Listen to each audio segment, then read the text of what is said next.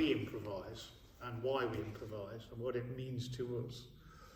For me personally, it's freedom of expression. They talk about improvisation in jazz a lot, where somebody will lay down a track, you know, drum and bass rhythm, and guys will do stuff with the saxophone. For me, it's a chance to just let out something that's inside, and by that I don't mean the fart in the lift. I fart on the lift. What happened was, like a lot of people with a theremin, you struggle with pitch. So, can you hear voices? Yes, they're all there. And so in a lot of the books it says hum or sing, which is fine if you can sing or hum. And I didn't do very well with that, so I thought, well, why don't I play along with a track that I know? So I would play notes, long, lengthy, boring notes, over a Pink Floyd track or a Tangerine Dream track or something like that. And that helped me find a sound that fitted with that sound, so blending two sounds together. Then I discovered the joys of GarageBand. If anybody's got a Mac, you get GarageBand. And so I thought it'd be really cool to record what I'm doing and also add something to it. And so I did that for a while and started, I wouldn't say composing, but creating something that seemed to kind of sound nice. And then sometimes I'd do 2 or 3 passes with the theremin and knock something up. And then a couple of years ago, Anne and I worked on a piece which was Eclipse from Dark Side of the Moon. And Anne was kind enough to sing for me, and I did some improv to that. Then I got hold of Ableton, which you see on the screen over there. Ableton is a very complex digital audio workstation, but I use it in a very simplistic way.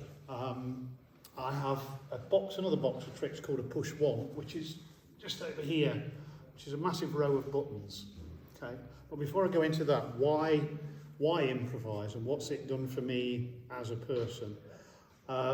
Without going into too much detail, since the last Theremin Camp in 2024, I had a lot of bizarre health issues, which 99% of them have been fixed. But one of them meant a massive lifestyle change due to having to have certain equipment fitted to my body. And to try and cope with that change, improvisation was the place I went. I could walk into my dining room and stand there and just create sound, okay? And I was talking to Lydia last night about this, and I don't know where that comes from, except inside of me, okay? And the fact that there are no rules for improvisation meant I was free to let that energy out. This is my hippiness. You know, when you're playing your theremin, you're inside 2 energy fields, the pitch and the volume, and your entire body becomes a part of that. So my energy inside coming out, joining into that energy, released endorphins.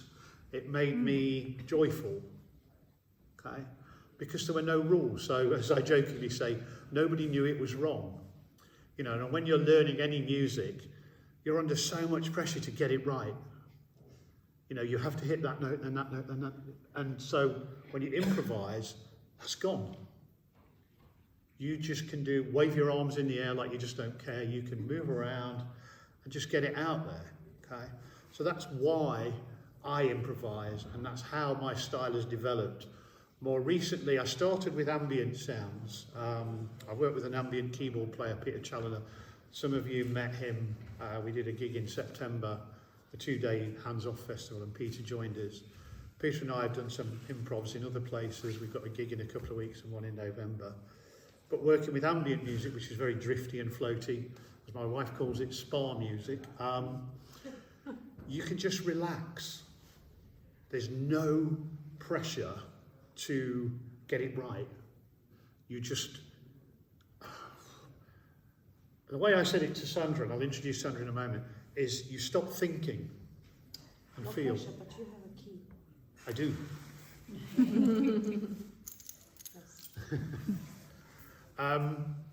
So if you stop thinking and just feel, and let whatever emotion is inside you out. And for me, sometimes it was frustration, sometimes it was anger, other times it was just, I just want to get in touch with this sound. You know, people talk about vibration and vibration of the universe and vibration, hippie talk. Sorry. And your body vibrates, your heart vibrates. So when you become part of music that's vibrating at the same frequency as you get euphoria in various forms, okay? How do I do it, okay? My setup, I hope I'm not running too long, is, as I say, I've got Ableton. Signal's gone now.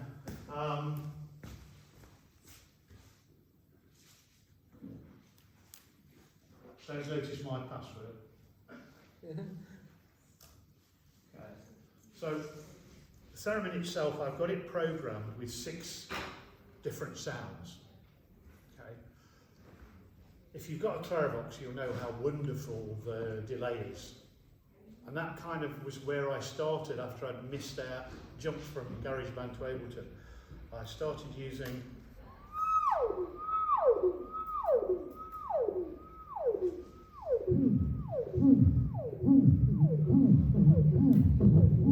feeling the beat, because I found that resonated with my heart and my body, and then pumping the delay, and then layering it.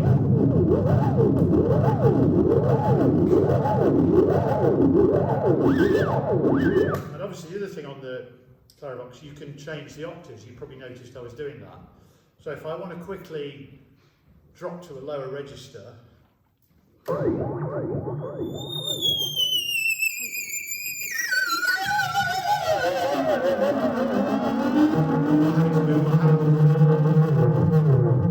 it's easy for me. And then with the 6 sounds, so I've got this weird synthy sound. Sorry, I've got the tremolo. Then I've got a very long echo. I've got a sound I like to call dolphins talking. Wind. If you combine that with the tremolo,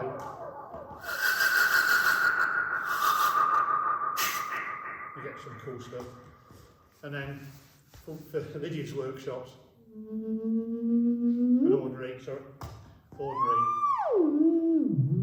And then another sound with quite a bit of echo.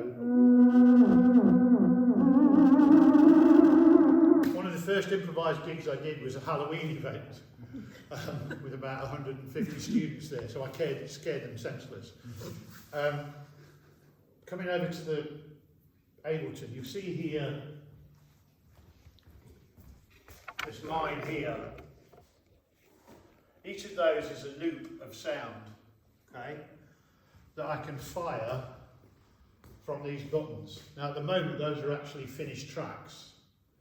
So sometimes if I want to do a set with a finished backing track, I'll run it from here. So I can just go, and the track started, and then if I want,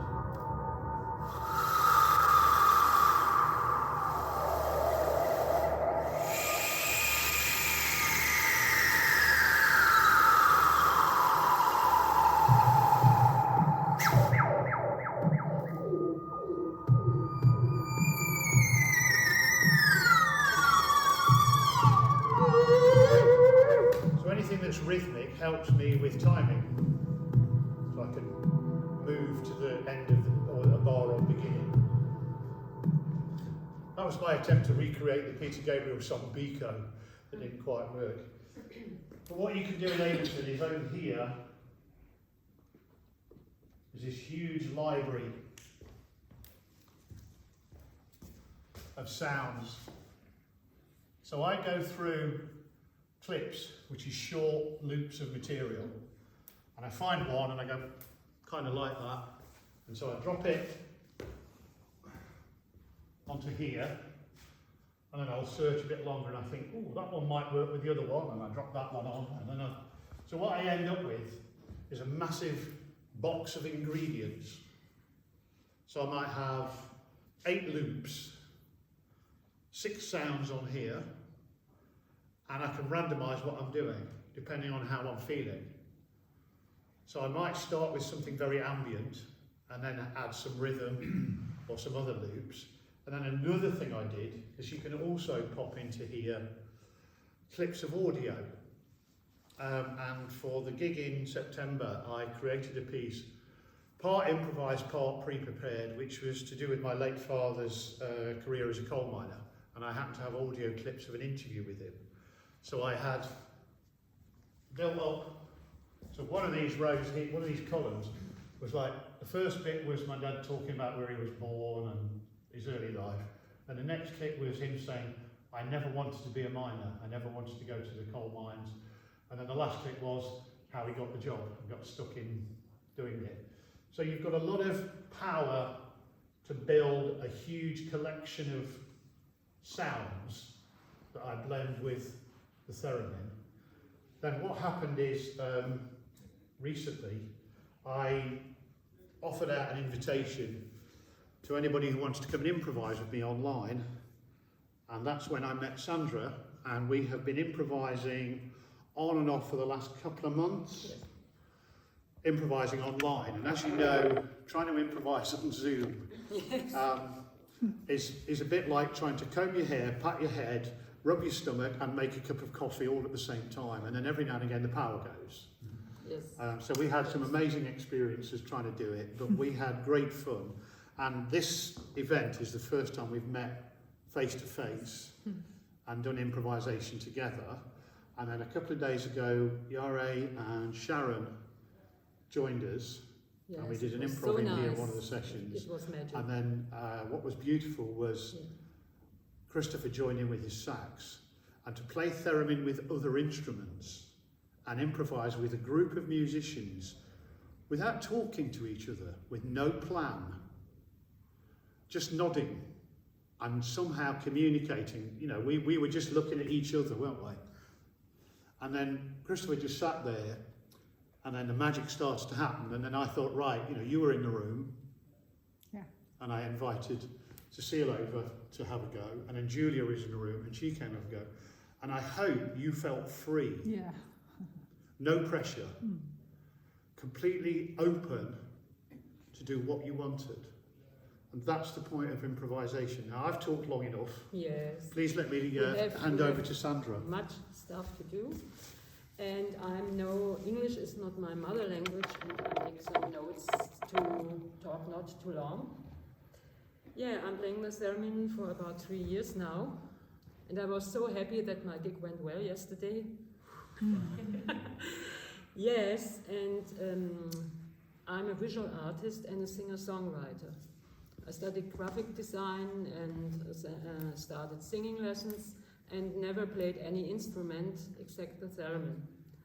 It's a separate story how I discovered the theremin. It's too long now.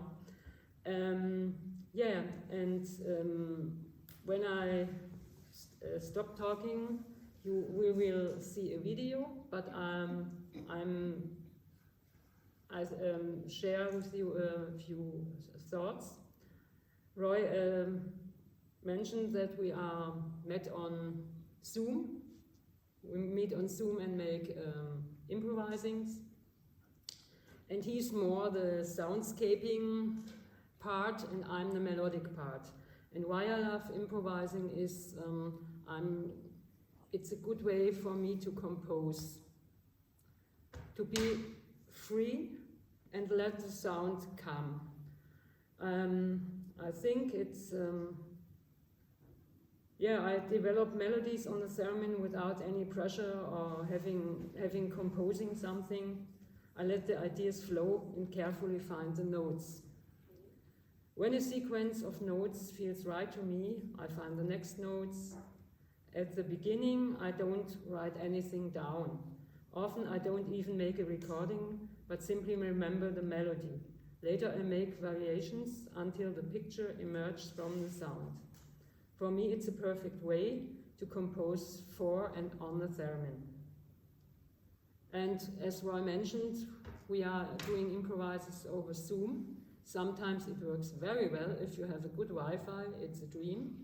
And if the Wi-Fi not works, somebody of us is frozen. It's not so fine, but most of the time it works.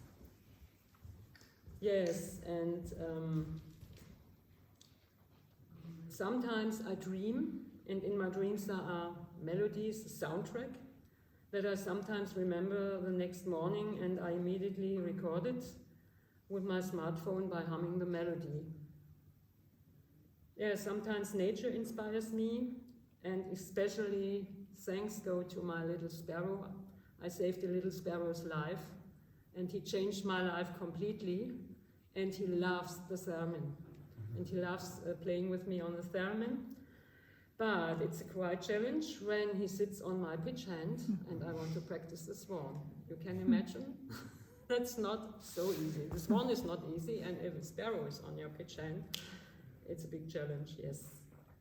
Yeah, there are videos with me and my sparrow on YouTube.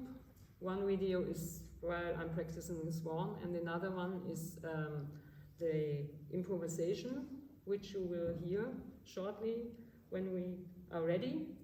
Yeah, I think I've spoken enough, and there's a video of my artwork. I had an exhibition, and I was asked to introduce myself via a video file, and the video file shows the exhibition called Microcosmos. And the piece called Microcosmos, usually it calls Lead Me Home. It was a song for my late mom. And I took a part out of this song and make an instrumental, and that calls Microcosmos, and now you will see what I've done.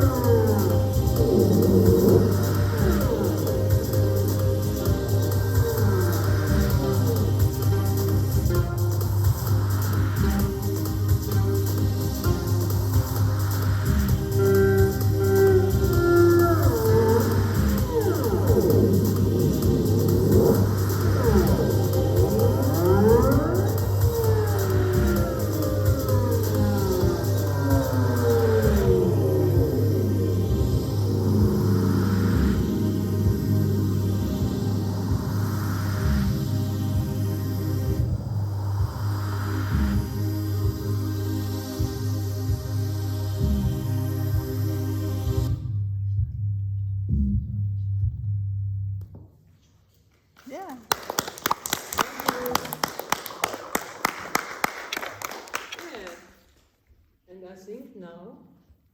Do you want to say something, or Well, should very we start with our quickly, improv? we're going to do a short piece of improvisation now. Yes. We've both created 2 backing tracks that we're going to improvise to now. Then, if there's time, if any of you would like to join us, play your own theremin, if it's still settled, or come and have a go on mine, I will fire off some ambient soundscapes, because it'd be great if you can. In summary, improvisation, you have to be fearless. You can, creativity, I've read and heard many interviews, be fearless. Don't be afraid to give it a go. Because you can't there's nothing you can do that's wrong. Because it is from you at that moment in time, making a sound. And if nobody hears it except for you, it's still great. It's still important. And if you're lucky, somebody might like it. But again, whatever we create, we have no right to say to people, you must like this. If we're lucky, they do. So be fearless. Let yourself go. Don't think, feel. Okay? If we're lucky, that'll work now. Yes, I want to introduce my piece. My piece creates 3 pieces while I'm improvising with Roy. And I call it Feral Loops. And you will hear Feral Loop 1. It's the working title. And I thought, okay, while improvising, there's one melody. It comes again and again. And it sounds to me like cherry flowers. But since the little sparrow came into my life and he improvises with me, I thought to rename it in Sparrow's Song. I don't know yet, but now you will hear our first song. It's a composition of myself and Red Rose joined me. Oh, stop it, please. I have to tune. Sorry. Right, can you go Because I'm the melodic part.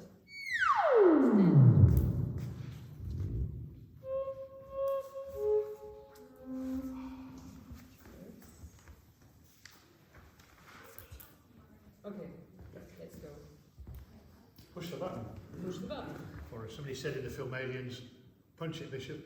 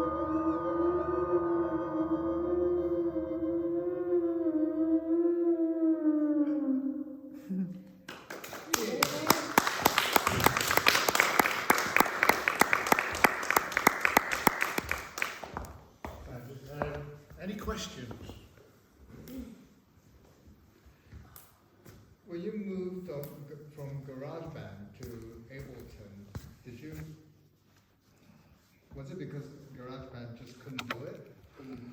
No, it's because I got Ableton free. Is that the full license, or can we Well, get what it light? happened was I bought a MIDI keyboard, I see. and it came with the free version of Ableton, which is quite basic, but still got quite a lot of funky stuff in it. Then when I bought the Push 1, I don't know if you've probably not seen it. Okay. So that was, I got that second hand for like £80. 80? £80. There's nothing. Yeah. Good news. And it was basically old college stock, and they'd upgraded. So most of this was either just going to go in a skip or be sold. And it came with Ableton Live 9. So I got in touch with Ableton and said, hey, any chance I can upgrade this? It's not the full version, because I think there's 3 different stages. So mine is Ableton Live Lite. Then if I want to upgrade, it's £180-ish. I don't know what that is. That's probably about €190. Probably $200-ish. I bought a couple of packs of additional sounds.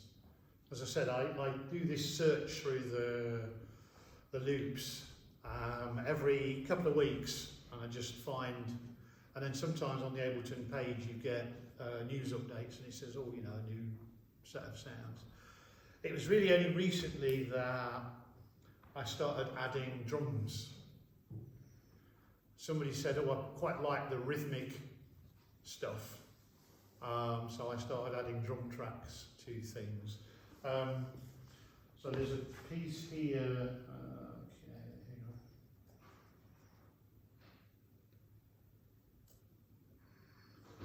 Okay, hang on. The other thing, this is my universe. I have to write stuff down. So basically I go through here, I write all of the tracks that I've created, I write in here with a brief description of what it is, so I can hopefully build up a set list. So I've got something amb, which is slow atmos but last up bouncy. Swirling fast arp, bassline plus drums. Ping, piano sting, low arp, slow arp, drums. And these help me remember. So ping, which we messed around with the other day. Well, you have to be, what goes wrong, a bit weird sometimes with Ableton. When you get an upgrade and you save an old file, it says you've got to rename it. And I can never think of names for things. I did a load of, put a load of stuff, recorded some stuff, and I ended up just calling it the date, because that automatically comes up on the file thing. So this is a piece that began when Anne and I were talking about doing the Pink Floyd stuff. And clearly I'm a Pink Floyd fan. We thought about doing a track called Echoes, which is only 20 minutes long. But it starts with a piano sound. Now you can, with Ableton, create your own sounds. You can create your own drum patterns. The last track you heard, the boom, boom, boom, was my attempt to create Biko, the Peter Gabriel protest song. And I just found a drum sound and tapped it out and recorded it. This was an attempt to create the opening piano sound from Echoes.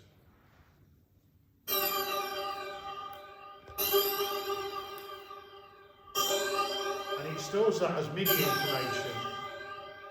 So I changed the sound, it wasn't quite right, I added effects. But the thing I really like now, and we were getting away on this the other day, is an arpeggio.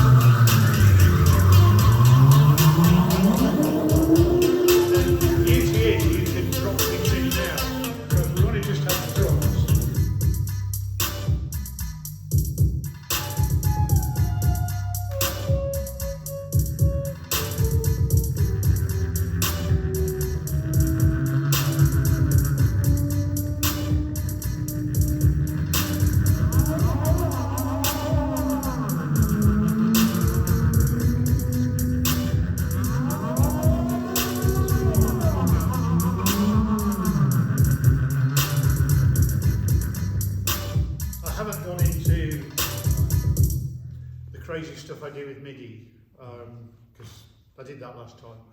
But this has MIDI out, and MIDI basically was a language invented for keyboards, so that you could have 4 or 5 different units in a rack and a keyboard, and MIDI would send exactly the information. So it would send the pitch, how hard you hit the keys, how many you were pressing, what day it was, what coffee you like, and all this stuff to a MIDI rack, and you could store the data rather than the sound, and then you could manipulate it. So the Clarivox sends MIDI out, but it's quantized, so you don't get the glissando, you get individual notes. So I can actually fire off synth sounds in Ableton from the Clarivox, but it takes too long to set up. So this basically what I do with this track. Start with the add some ambience.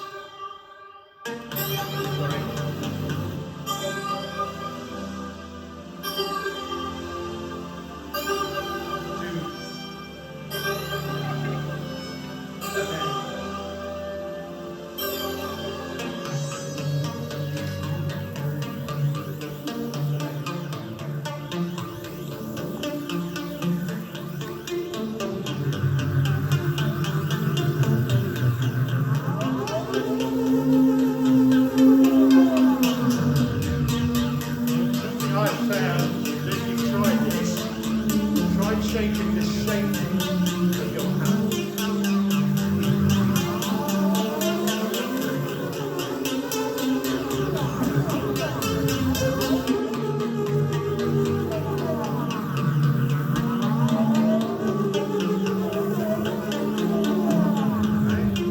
So I can't do that. Sorry, Caroline. My fingers don't work.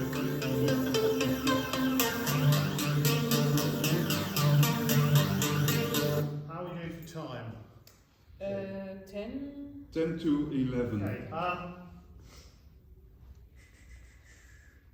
Let me try. We'll try one other thing, and if anybody wants another go, do you want to have a?